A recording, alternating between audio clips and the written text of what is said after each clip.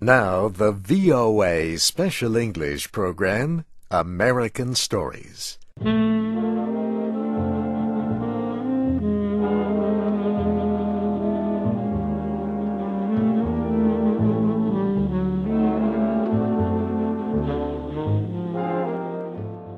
Our story today is called The Exact Science of Matrimony. It was written by O. Henry.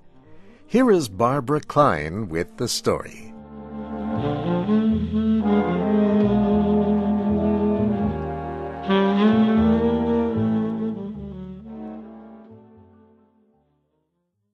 Jeff Peters and Andy Tucker could never be trusted. One day, the two men decided to open a marriage business to make some quick and easy money. The first thing they did was to write an advertisement to be published in newspapers. Their advertisement read like this: "A charming widow, beautiful and home-loving, would like to remarry. She is only 32 years old. She has $3,000 in cash and owns valuable property in the country. She would like a poor man with a loving heart. No objection to an older man or to one who is not good-looking. But he needs to be faithful and true, can take care of property, and invest money with good judgment. Give address with details about yourself. Signed, Lonely, care of Peters and Tucker, agents, Cairo, Illinois." When they finished writing the ad, Jeff Peters said to Andy Tucker, "So far, so good. And now, where is the lady?" Andy gave Jeff an unhappy look. "What does a marriage advertisement have to do with a lady?" he asked. "Now listen," Jeff answered. "You know my rule, Andy. In all illegal activities, we must obey the law in every detail. Something offered for sale must exist. It must be seen. You must be able to produce it. That is how I have kept out of trouble with the police.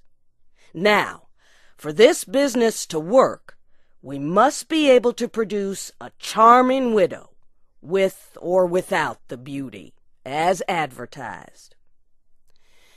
"Well," said Andy, after thinking it over, "it might be better if the United States Post Office should decide to investigate our marriage agency. But where can you hope to find a widow who would waste her time on a marriage proposal that has no marriage in it?" Jeff said that he knew just such a woman. "An old friend of mine, Zeke Trotter," he said, "used to work in a tent show. He made his wife a widow by drinking too much of the wrong kind of alcohol. I used to stop at their house often. I think we can get her to work with us."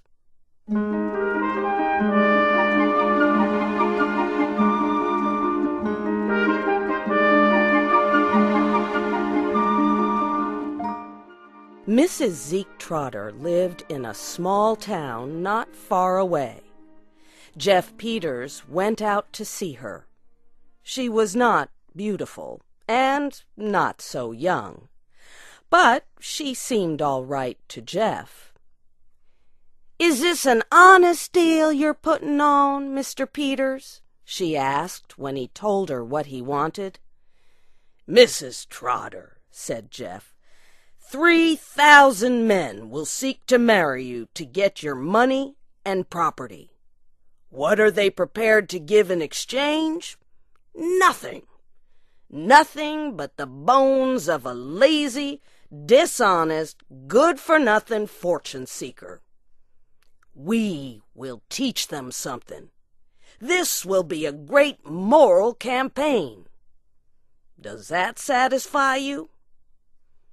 "It does, Mr. Peters," she said. "But what will my duties be?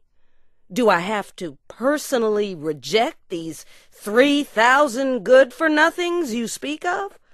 Or can I throw them out in bunches?" Jeff explained that her job would be easy.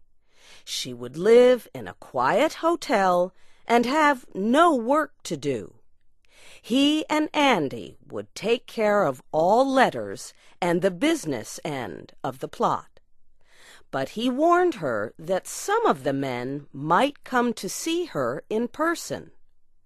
Then she would have to meet them face to face and reject them. She would be paid $25 a week and hotel costs. "Give me 5 minutes to get ready," Mrs. Trotter said. "Then you can start paying me." So Jeff took her to the city and put her in a hotel far enough from Jeff and Andy's place to cause no suspicion.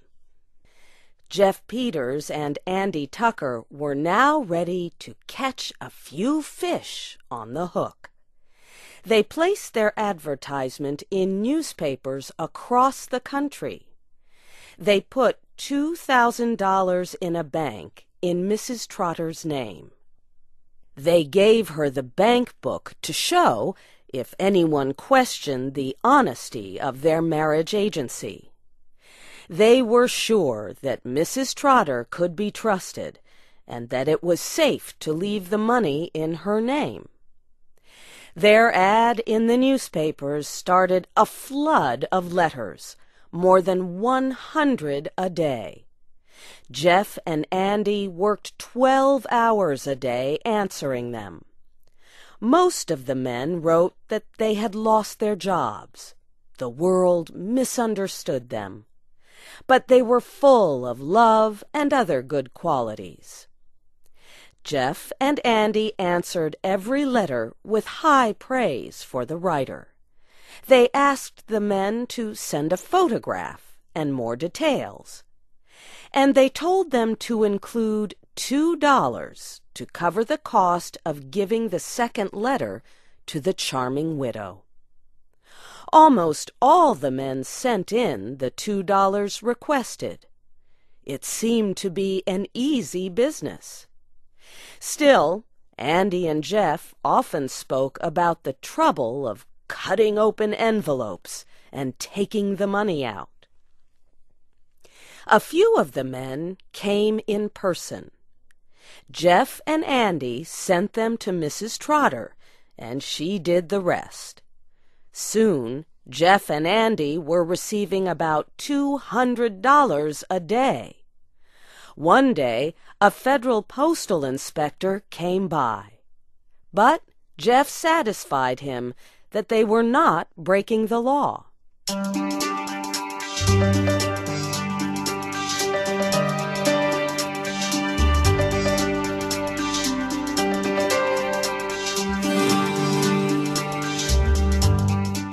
After about 3 months, Jeff and Andy had collected more than $5,000, and they decided it was time to stop.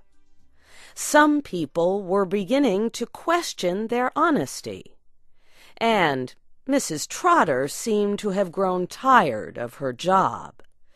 Too many men had come to see her, and she did not like that. Jeff went to Mrs. Trotter's hotel to pay her what she was owed and to say goodbye. He also wanted her to repay the $2,000 that was put into her bank account. When Jeff walked into the room, she was crying, like a child who did not want to go to school. Now, he said, "what's it all about? Somebody hurt you? Are you getting homesick?" "No, Mr. Peters," she said. "I'll tell you. You were always a good friend of my husband, Zeke. Mr. Peters, I am in love. I just love a man so hard I can't bear not to get him. He's just the kind I've always had in mind." "Then take him," said Jeff. "Does he feel the same way about you?" "He does," Mrs. Trotter answered. "But there's a problem. He is one of the men who've been coming to see me in answer to your advertisement, and he will not marry me unless I give him the $2,000. His name is William Wilkinson." Jeff felt sorry for her. He said he would be glad to let her give the $2,000 to Mr. Wilkinson so that she could be happy. But he said he had to talk to his partner about it. Jeff returned to his hotel and discussed it with Andy. "I was expecting something like this," Andy said. "You can't trust a woman to stick with you in any plan that involves her emotions." Jeff said it was a sad thing to think that they were the cause of the breaking of a woman's heart. Andy agreed with him. "I'll tell you what I'm willing to do," said Andy. "Jeff, you have always been a man of a soft and generous heart. Perhaps I've been too hard and worldly and suspicious. For once, I will meet you halfway. Go to Mrs. Trotter.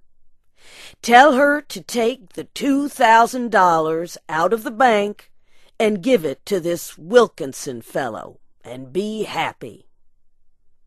Jeff shook Andy's hand for a long time.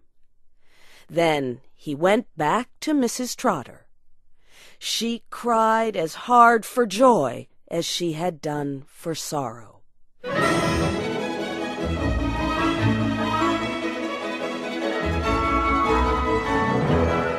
2 days later, Jeff and Andy prepared to leave town. "Wouldn't you like to go meet Mrs. Trotter once before we leave?" Jeff asked Andy. "She'd like to express her thanks to you."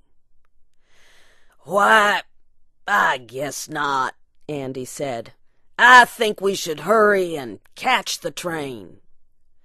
Jeff was putting all the money they had received in a belt he tied around his body. Then Andy took a large amount of money out of his pocket and asked Jeff to put it together with the other money. "What's this?" Jeff asked. "It's Mrs. Trotter's $2,000, said Andy. "How do you come to have it?" Jeff asked. "Mrs. Trotter gave it to me," Andy answered. "I have been calling on her 3 nights a week for more than a month." "Then you are William Wilkinson?" Jeff asked. "I was," Andy said.